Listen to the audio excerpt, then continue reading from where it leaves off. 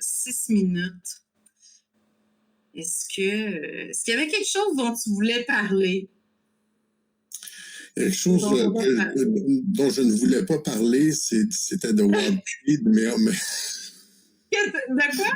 Warp Speed, là, mais Warp Speed? Ah, ben vas-y. j'en ai tellement parlé, parce que, tu sais, les gens disent, ça, c'est une des choses que les gens reprochent beaucoup à Trump, Warp Speed, etc. Évidemment, j'ai fait 3 web journaux là-dessus où est-ce qu'on va dans les détails, puis on explique quels étaient les choix du président, alors que il lui avait déclenché une pandémie. Tu sais, la pandémie, c'était politique. On voulait pas qu'il se représente, on voulait changer les règles électorales, on voulait fermer le monde. Ce qui s'est passé avec c'est qu'ils ont littéralement fermé la planète, right? Ils sont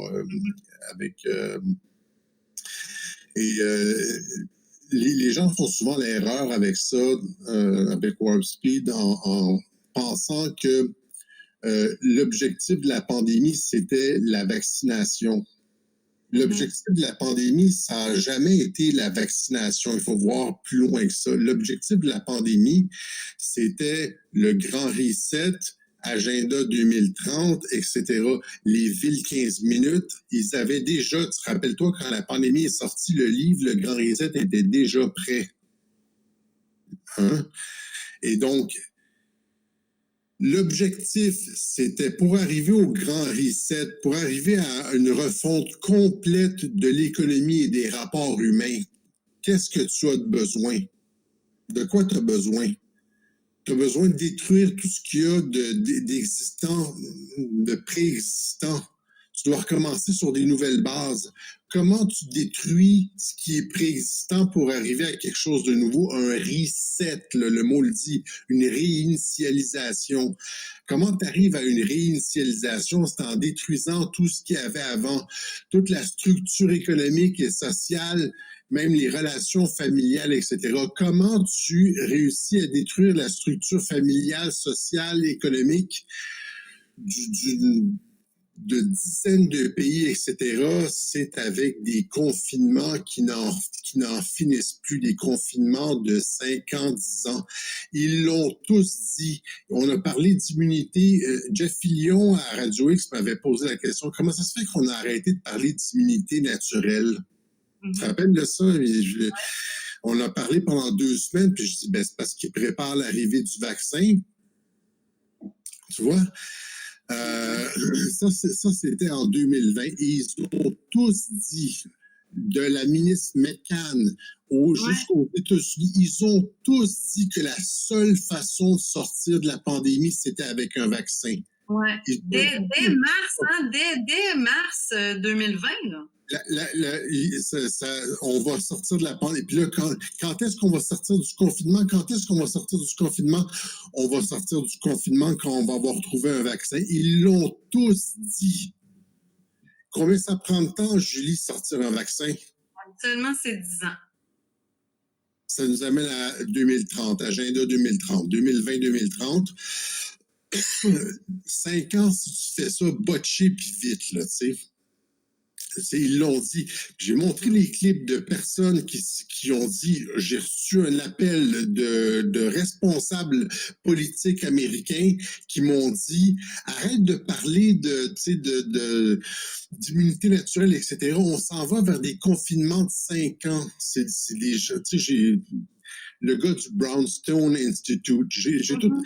Donc, le plan, c'était des confinements de 5 ans à 10 ans.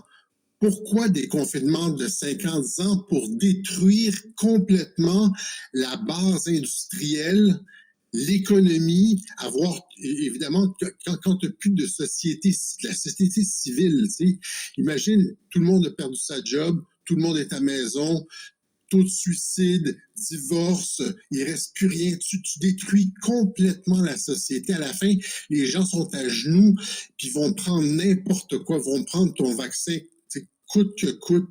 T'as tes villes 15 minutes, t'as ton système de couleurs, t'as ton bracelet, t'as comme, tu sais... C'était le plan de Lockstep, finalement, des Rockefeller. Le plan, c'était la grande réinitialisation. Pour arriver à la grande réinitialisation, pour réinitialiser, tu dois tout détruire ce qu'il y avait avant, toute l'économie, les PME, tout ça. Tu sélectionnes juste des grosses méga entreprises, là, comme Amazon, Walmart, etc. Toutes les petites PME familiales, les restaurants, etc. Tu fermes tout ça, ça fait toute faillite. Puis après ça, tu recommences avec une... pour y arriver, les confinements, c'était le moyen d'y arriver. Et le vaccin, c'était la justification du confinement. Donc, ceux qui critiquent le vaccin font une erreur d'analyse complète. L'objectif, c'est pas de le faire vacciner les gens. L'objectif, c'est la réinitialisation complète de la société. Ce que Trump a fait, c'est qu'il a dit, ça va pas se passer comme ça. Vous n'allez pas détruire l'ensemble de la société, les vies, les familles, les jobs, l'économie. Vous n'allez pas tout détruire. On va sortir le vaccin en un temps record comme ça, puis on va donner aux gens le choix. Et exactement. Et il y a des gens qui disent non, c'est lui qui a... Non, c'est pas lui qui a obligé, qui a mis des obligations vaccinales nulle part. Imagine s'il ne l'avait pas fait, s'il avait dit non, nous allons pas sortir de vaccin.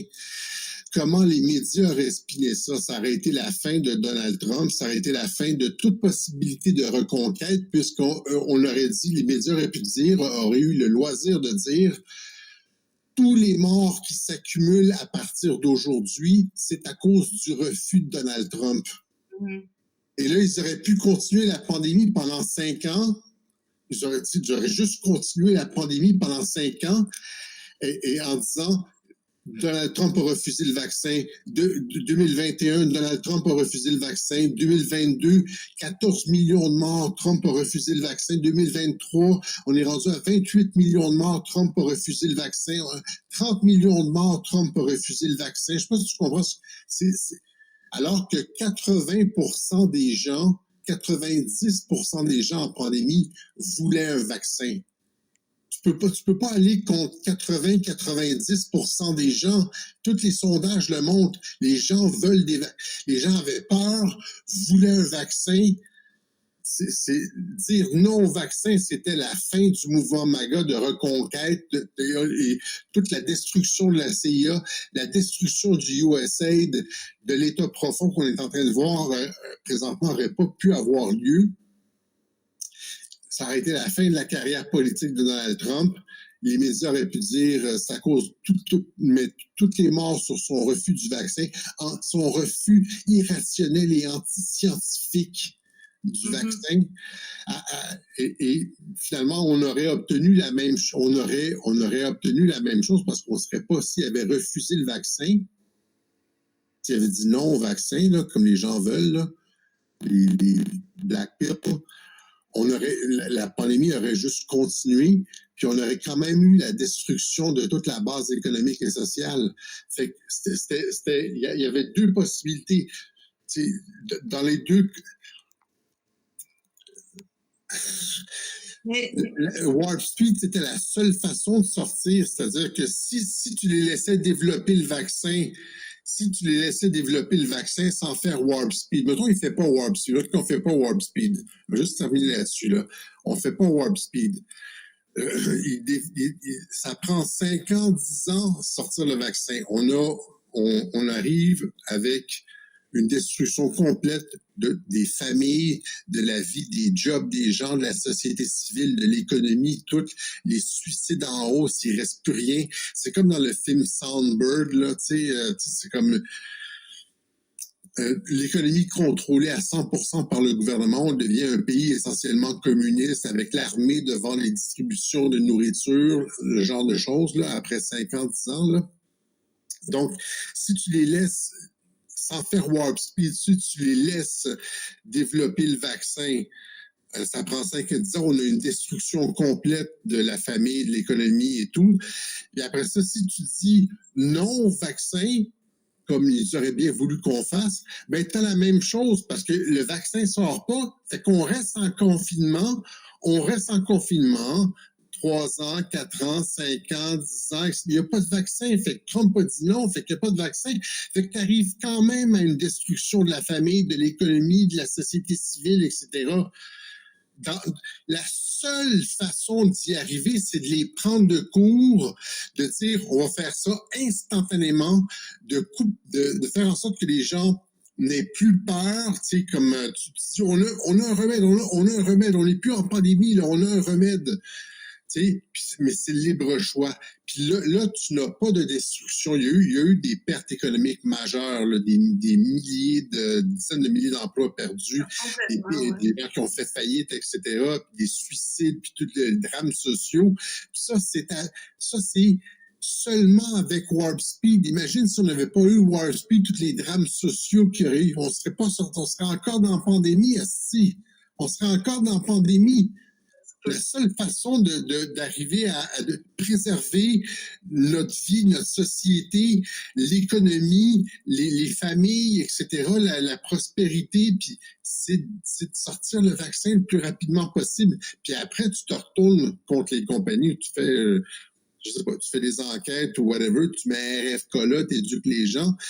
Mais s'il n'y avait pas de possibilité de le faire autrement, si tu dis non au vaccin, tu es en pandémie pendant 10 ans. Si tu dis oui au vaccin sans faire Warp Speed, tu te retrouves quand même avec une destruction de l'économie.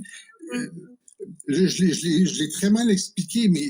Non, c'est très bien expliqué. On peut être d'accord ou non avec toi, mais moi, je trouve que c'est un point de vue qui est très, très valide.